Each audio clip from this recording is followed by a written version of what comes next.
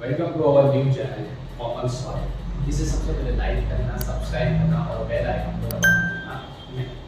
आज हम यहाँ पे 12th स्टैंडर्ड का OCA का चैप्टर नंबर 8 लेकर के आए हैं, जिसका नाम है फाइनेंशियल मैनेजमेंट। अच्छा, इस चैप्टर के थ्रू हम आपको सारी चीजें बताएंगे। सबसे बड़ी बात होती है कि फाइनेंस जो होता है मार्केट में से उसको लिया कैसे जाता है, फाइनेंस जो होता है मार्केट में से लिया कैसे जाता है और फाइनेंस होता क्या है। ठीक है, तो चलिए यहाँ पर हम स्टार्ट करते हैं।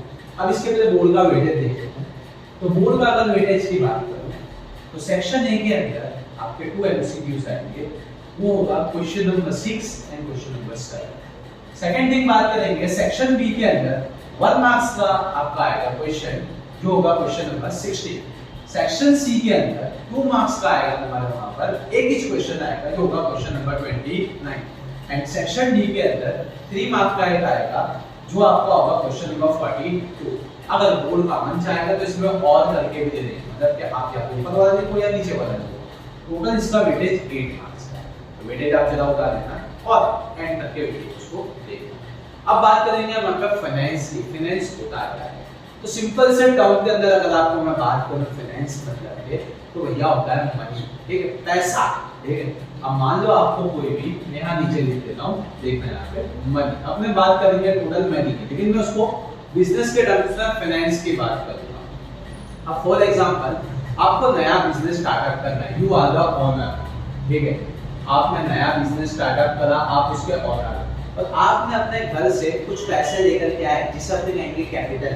कुछ पैसे लेकर के आया ना आपने, तो मान लो आपने अपने घर से 5 लाख रुपीस लेकर के आया। कितना लेकर के आया? 5 लाख। तो ये जो आपने पैसे लेकर के आए ना, ये आपने लेकर के आया, तो इसको बोलेंगे ऑनर का कैपिटल।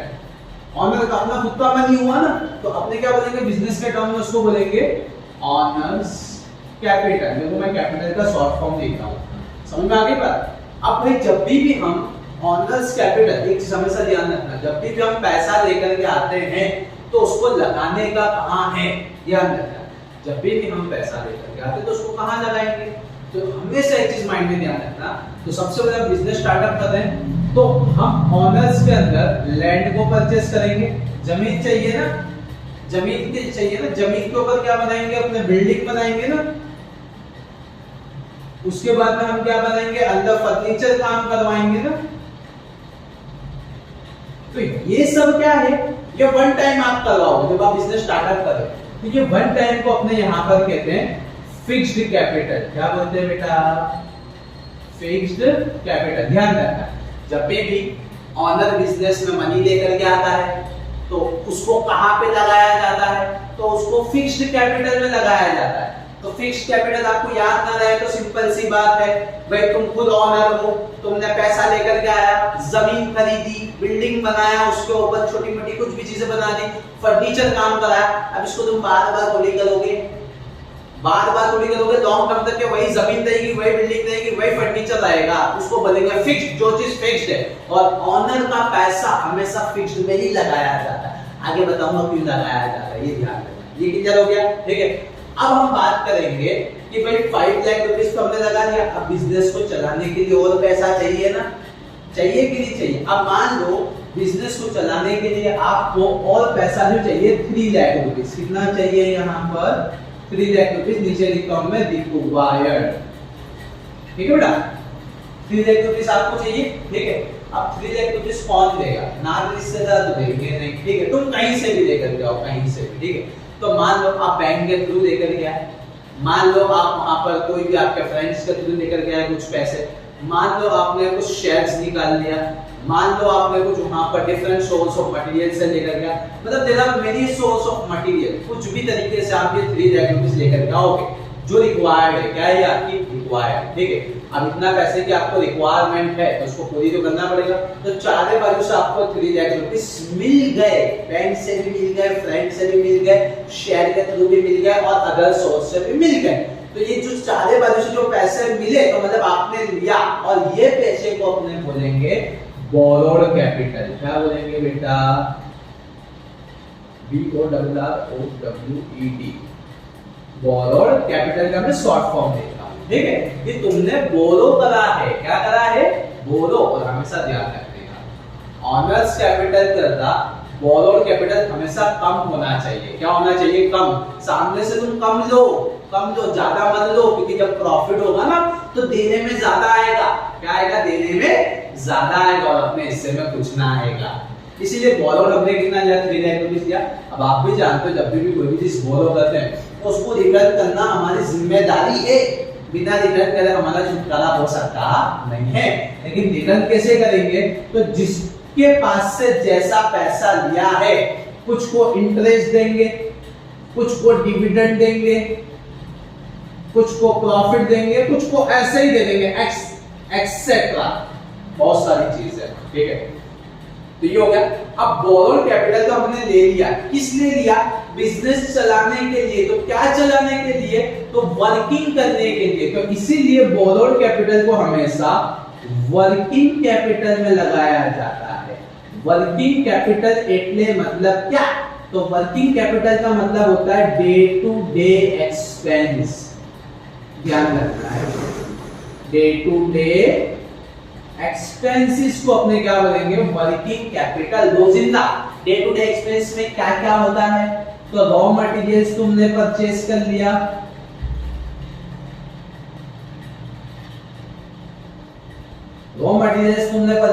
लिया, वेजेस दे दिए, इलेक्ट्रिसिटी एक्सपेंस हो गया। ये सब आपका क्या आता है? वर्किंग कैपिटल के अंदर। ठीक है, तो ये सब जगह से अपने फाइनेंस को लेकर के आते हैं ताकि हम हमारे बिजनेस को स्टार्टअप कर सके। अब सारा पैसा आपके पास में आ गया, आपने फिक्स कैपिटल के अंदर भी लगा लिया और आपने वर्किंग कैपिटल के अंदर भी लगा लिया। मैं इसके नीचे जरा अंडरलाइन कर देता हूं, बोरोड कैपिटल। ठीक है, सब जगह आपने पैसा लगा दिया। पैसा लगाने के बाद में, ठीक है, फाइनेंस तो आ गया। फाइनेंस क्या हो गया? आ गया। और फाइनेंस के अंदर हमने जो ये अलग अलग तरीके से करा है ना, कि कुछ पैसा लैंड फिक्स कैपिटल में लगाया, वर्किंग कैपिटल में, कुछ फिक्स कैपिटल में लगाया, कुछ वर्किंग। इसी को ही बोलते हैं मैनेजमेंट। पैसा आ जाने के बाद ना हमें कहां-कहां उसका यूज करना है बिजनेस के अंदर, that is called to be the management. It is called a financial management. ठीक है, और इसको अपने ने किसके साथ में कंपेयर करा है? तो देखो एक चीज अच्छी समझो, फाइनेंशियल मैनेजमेंट को यूं कहा गया है, finance is the life blood of the business। समझना है? कैसे? एक बात समझो, ऊपर वाले ने हमें बॉडी दी है, अच्छी खासी दी है ना। अब इसके अंदर, बॉडी के अंदर एज अ ऑयल की तरह हमें क्या दिया? ब्लड दिया है। क्या दिया है? ब्लड। अगर हम हमारी बॉडी में से ब्लड को शक कर देंगे, ब्लड को निकाल देंगे, तो बॉडी कुछ काम की? कुछ काम की देगी नहीं। उसी तरीके से हम हमारे बिजनेस में से पैसे को निकाल लिए, पैसा आया ही नहीं तो बिजनेस चलेगा? बिल्कुल भी नहीं चलेगा। इसीलिए कहा गया फाइनेंस जो है लाइफ ब्लड है बिजनेस का, उसके बिना कुछ हो सकता नहीं है, बिल्कुल भी नहीं हो सकता। समझ में आगे बात? तो ये क्वेश्चन आपको ध्यान में रखना है 2 मार्क्स के लिए। कितने मार्क्स के लिए? 2 मार्क्स। ठीक है, अब आप एक्सप्लेन भी कर सकते हो जैसा मैंने आपको एक्सप्लेन किया। अब हम बात करेंगे यहाँ पे इसकी डेफिनेशन की। सिंपल सी डेफिनेशन है। तो अकॉर्डिंग टू एफ.डब्ल्यू. पेश, इसने कहा है, पेश ने, ठीक है, अब वो उसने कहा है कि फाइनेंशियल मैनेजमेंट इज, ठीक है, acquiring of required funds. Acquiring, ठीक है, रिक्वायर्ड, तुम्हें कितने की जरूरत है? जैसे कि मानो मुझे 3 लाख की जरूरत थी। कितने लाख की जरूरत थी? 3 लाख की। ये मैंने एक्वायर कर लिया ना। और उसके बाद एट द रिक्वायर्ड टाइम, कितने टाइम के लिए जरूरत है? तो जो मैंने ये 3 लाख रुपीस लिया, 5 इयर्स के लिए लिया, 6 इयर्स के लिए लिया, 3 इयर्स के लिए लिया, that is called to be the time. क्योंकि after that we have to give it, जो बोरोड कैपिटल हमें उसे देना ही है, तो हमें कितने टाइम के लिए वो अमाउंट चाहिए वो हमें खास ध्यान में रखना पड़ता है। ठीक है, तो इन्होंने कहा है कि it is means acquiring of required funds at the required time, कि कितने फंड्स की जरूरत है, कितने टाइम के लिए। क्लियर हो गई बात? तो ये सिंपल सी डेफिनेशन आपको लर्न रख लेनी। किसने कहा? तो एफ.डब्ल्यू. पेश ने। किसने कहा? पेश ने। अब हम बात करेंगे यहाँ इसकी कैरेक्टरिस्टिक। नंबर 1, सबसे पहले कैरेक्टरिस्टिक की ब्रांच ऑफ मैनेजमेंट, इसे हम कहेंगे बॉम। ठीक है, अब आप भी जानते हो कि फाइनेंशियल मैनेजमेंट जो है वो क्या है? फाइनेंस जो है ब्रांच ऑफ मैनेजमेंट की ब्रांच को चलाता है, उसके बिना कुछ हो सकता नहीं है। सेकंड थिंग क्या है? वाइड स्कोप, जितना फाइनेंस आएगा उतनी चीजें बढ़ती जाएगी। ध्यान रखना, जितना फाइनेंस आएगा उतना अपना बिजनेस बढ़ता जाएगा। थर्ड थिंग की बात करेंगे, base of managerial decision. Yes, for example, ठीक है, आपके पास में फाइनेंस आया, आपने क्या करा, कुछ सेल्स डिपार्टमेंट में दिया, कुछ प्रोडक्शन डिपार्टमेंट में दे दिया, ठीक है, ये मैं जस्ट बता रहा हूं, कुछ अलग डिपार्टमेंट में दे दिया। तो भाई ये डिसीजंस आपको कहां-कहां देना है, कितने अमाउंट किसको रिक्वायरमेंट है, that is called managerial decision. फिर मासा में प्रॉफिट कितना मिलेगा, ठीक है। उसके बाद में relation with financial decision, then next amount about है कि भाई अब तुमने जो फाइनेंस लिया है बाजार से, मार्केट से लिया है ना, ठीक है, पैसे लिए ना, अब उनको कितने रेट ऑफ इंटरेस्ट देना है, कितने रेट के ऊपर लिया है तुमने पैसा, उसको वापस से देना अपने रेट के ऊपर, डिविडेंड के ऊपर, ठीक है, प्रॉफिट के ऊपर। ये सब चीजें हमें पहले ही डिसाइड कर लेनी है। उसके बाद में goal of maximization of owners economic welfare, एक चीज हमेशा ध्यान रखिएगा, हम जब भी बिजनेस स्टार्टअप करते हैं ना, वी आर द ओनर, तो जब भी हमारे को प्रॉफिट हो ना, हमारे माइंड में सिर्फ दो ही गोल होना चाहिए, एक होना चाहिए प्रॉफिट मैक्सिमाइजेशन, एक होना चाहिए वेल्थ मैक्सिमाइजेशन। एक होना चाहिए प्रॉफिट मैक्सिमाइजेशन और एक होना चाहिए वेल्थ मैक्सिमाइजेशन। फॉर एग्जांपल, देखो अगर हमारे बिजनेस में 10 रुपीस का प्रॉफिट हो रहा है ना, तो हम 7 रुपीस को क्या करेंगे, एज अ रिजर्व रखेंगे बिजनेस के अंदर, और 3 रुपीस को क्या करेंगे, अपने डिस्ट्रीब्यूट कर देंगे जो हमने लिया।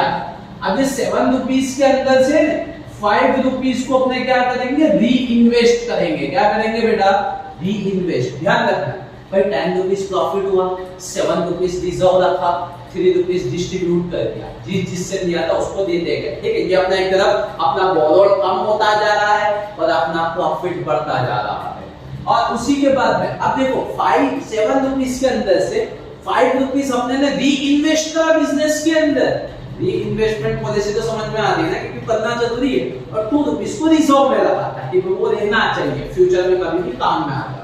अब जो 5 रुपीस मैं यहाँ पे इन्वेस्ट कर रहा हूँ ना, तो बिजनेस का कैपिटल, ऑनर कैपिटल, किसका कैपिटल, ऑनर कैपिटल बढ़ रहा है, ऑनर की वेल्थ बढ़ रही है। क्या बढ़ रही है, वेल्थ। अब जब जब ऑनर की वेल्थ बढ़ेगी तब तक ऑनर का प्रॉफिट बढ़ेगा। दूसरा आपको एग्जांपल समझाता हूं। फॉर एग्जांपल, आपने अहमदाबाद के अंदर बिजनेस स्टार्टअप करा, अब यहाँ पे आपकी एक वेल्थ है, वेल्थ कितनी, एक, तो प्रॉफिट आपका एक हो रहा है। वेल्थ एक है तो प्रॉफिट एक हो रहा है। अब उसके बाद में आपने सोचा कि मैं सूरत के अंदर अपनी नेक्स्ट ब्रांच को ओपन करता हूं, 2 वेल्थ हो गई, तो प्रॉफिट भी कितना हो गया, 2 हो गया। उसके बाद में तुमने सोचा कि भाई मैं वापी में बिजनेस ओपन करूंगा, 3 वेल्थ हो गई, वाह वाह, तो प्रॉफिट भी कितना हो गया, 3 हो गया। उसके बाद में तुमने क्या सोचा कि भाई मैं बड़ौदा के अंदर अपनी नेक्स्ट ब्रांच को ओपन करूंगा, 4 वेल्थ, यानी प्रॉफिट भी कितना हो गया, 4 हो गया। उसके बाद में तुमने क्या सोचा कि भाई मैं आगे चल के यानी वलसाड़ के अंदर में ओपन करूंगा, 5 वेल्थ, मतलब प्रॉफिट भी कितना हो गया, 5 हो गया। मतलब धीमे धीमे अगर आप वेल्थ को बढ़ाओगे ना, तो प्रॉफिट आपका बढ़ता जाएगा। वेल्थ बढ़ रही है, प्रॉफिट बढ़ रहा है, फिर री इन्वेस्ट हो रहा है।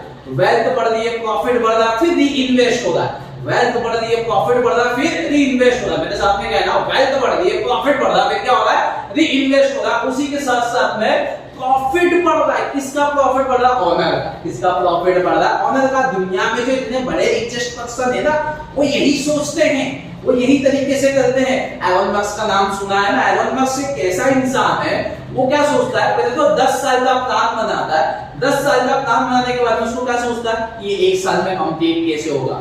लोगों को वो प्लान करने में 10 साल लगेगा और उसको प्लान को कंप्लीट करने के लिए 1 साल लगेगा, तभी वो इतना आगे आएगा। That is called honours. Honours इस तरीके से सोचेंगे।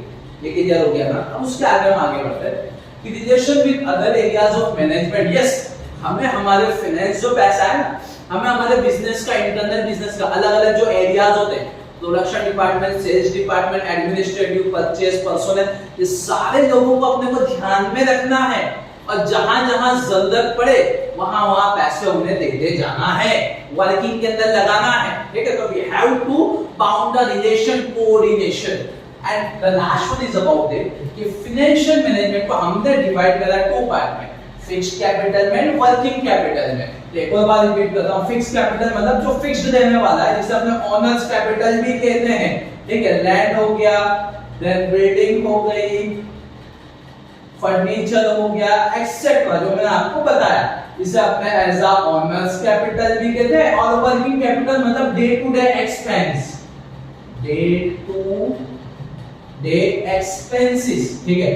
और इसे अपने एज अ वर्किंग कैपिटल ही कहते हैं, ठीक है। इसको बोरोड कैपिटल कह देंगे, चलो अच्छा है, बोरोड कैपिटल, बोरोड कैपिटल। तो ये था हमारे यहाँ पे फाइनेंशियल मैनेजमेंट का डे 1 का स्टार्टिंग। आपको वीडियो कैसी लगी कमेंट सेक्शन में कमेंट करिए, और इसे अपने फ्रेंड्स के साथ में शेयर करिए। और हमारे पुराना चैनल क्या बंद हो चुका है, तो न्यू चैनल को बस ज्यादा से ज्यादा सब्सक्राइब करते हुए जाइए, ये सारी चीजें। और जरूर बताना आपको ओसीएम विद राशिद सर पढ़ने का कैसा लगा, मजा आया तो कमेंट सेक्शन